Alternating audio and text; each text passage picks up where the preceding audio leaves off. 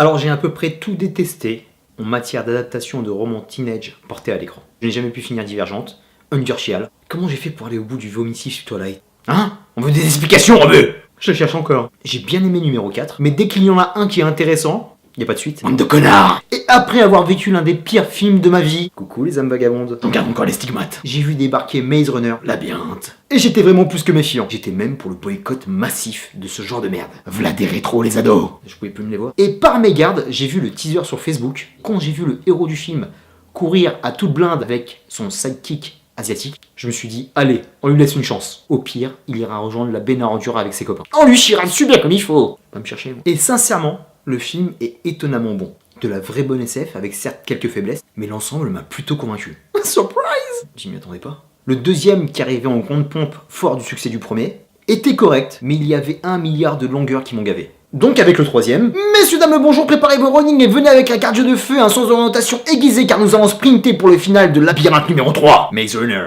Death Cure. Sinon c'était Remède Mortel, titre de merde. Bah cet opus qui est là en guise de conclusion de la trilogie est vraiment réussi. C'était cool. Honnêtement il y a encore beaucoup de défauts au niveau scénaristique et de ses rebondissements car le dessin général s'en mêle à plusieurs autres. Et ça nous donne un sentiment de forte confusion. Il y avait mieux à faire. Il y avait un vrai dilemme sur les moyens mis en œuvre de la sauvegarde de l'humanité. Et je trouve ça vraiment dommage qu'il n'ait pas creusé dessus. Rester sur quelque chose de trop manichéen à mon goût. On est les gentils et vous êtes les méchants. Ça va alors. Et avec cet épisode, on arrive naturellement à la conclusion. Et tu te dis que la solution était plutôt simple et présente depuis le début. Pourquoi avoir fait tout ce barnum alors que ça aurait pu être réglé en un épisode? Un peu gênant les gars. Bah oui, vous avez manqué de sérieux. Évacuer tout ça, le film, comme la saga, est vraiment divertissant et agréable. On a affaire à un vrai film d'action avec des scènes prenantes. On ne lésine pas sur la destruction et les explosions tapageuses, sans vraiment réfléchir et expliquer le pourquoi du comment. Fais marcher ton instinct, bordel. Come on! Et ça, j'aime. On a marre de prendre le spectateur pour un bébé. Faites tout péter. Ce que je kiffe par-dessus tout, c'est les visuels.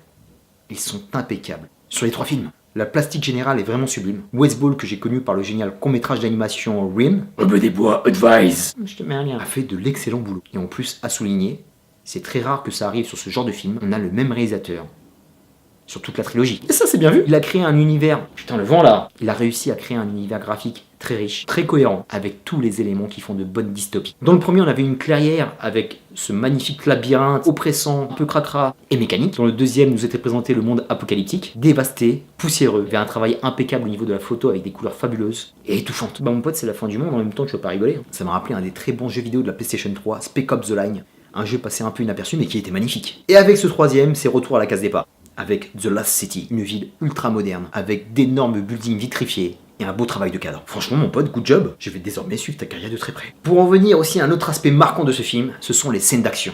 Elles sont très diversifiées. On a de l'évasion, du gunfight, de la course-poursuite, de l'infiltration, de l'émeute, de la baston. Sincèrement, tous les morceaux de bravoure sont validés. Que demande le peuple? Aussi quelques aspects psychologiques qui m'ont bien plu. Même s'ils ne sont pas poussés à l'extrême pour que le film se perde en quelque chose de beaucoup plus lourd, j'ai apprécié qu'ils soient mentionnés. Par exemple ici, il est question de maltraitance infantile, et ça ils l'ont plutôt bien géré. L'autre aspect sympa que j'aime beaucoup, ce sont les liens d'amitié qui lient les différents personnages. Les personnages sont plutôt bien écrits, avec les archétypes habituels, mais ça marche. Autre point que je kiffe, c'est qu'il n'y a pas une romance abusive et forcée pour nous vendre une histoire d'amour de merde. Merci. Il y a aussi beaucoup de moments émouvants qui m'ont touché, car oui, il y a des morts. Des moments de sacrifice, pas comme dans certains blockbusters. Coucou Mervel. Eh ouais, c'est la fin du monde, c'est la guerre. Des gens tombent. Même le casting est au niveau. On a des révélations, des confirmations. On a aussi de vieux routiers. On va commencer par les jeunes. Grâce à cette franchise, j'ai découvert le très bon Dylan O'Brien, un jeune acteur prometteur très impliqué dans son rôle. Tellement impliqué qu'il s'est blessé lors du tournage. Donc il y a eu 1 an de retard de production. Je crois que ce film aurait dû sortir début 2017. Ça aurait été un peu con qu'il change d'acteur. J'espère vraiment le voir dans d'autres types de rôles, car cet acteur me donne l'impression d'être un peu plus qu'un action man. Nerveux. Comme dans le pas très beau American Assassin. Donc Dylan, on te suit? Confirmation pour Kaya Scodelario, que j'avais découvert dans Skin. Thomas Brody Sangster, qui était dans Game of Thrones et dans Love Actually. Révélation aussi pour Will Putler, qui a vraiment confirmé ardemment dans Detroit. Gros malade. J'ai surkiffé Rosa Salazar, que j'avais découvert dans Man Seeking Woman. Une actrice prometteuse qu'on va voir dans Alita Battle Angel. Premier grand rôle pour elle au cinéma. Et au niveau des old school, il y a Giancarlo Esposito, toujours cool de le voir. Patricia Clarkson, mortel. Barry Pepper, qui se fait très rare à l'écran. Et grande surprise, le légendaire Walton fucking Goggins. Ah lui je kiffe. Il peut faire n'importe quel rôle, le mec est magnifique. Pour conclure sur Maze Runner, une trilogie teenage qui est loin d'être parfaite, mais tout à fait agréable à mater. On a affaire à un réalisateur qui sait ce qu'il fait, qui sait où il va. Je vous l'accorde, il y a des défauts d'écriture, mais qui emportent mon adhésion par ce magnifique flot d'action. menée avec une superbe énergie, sans oublier de mentionner l'aspect visuel qui est high level.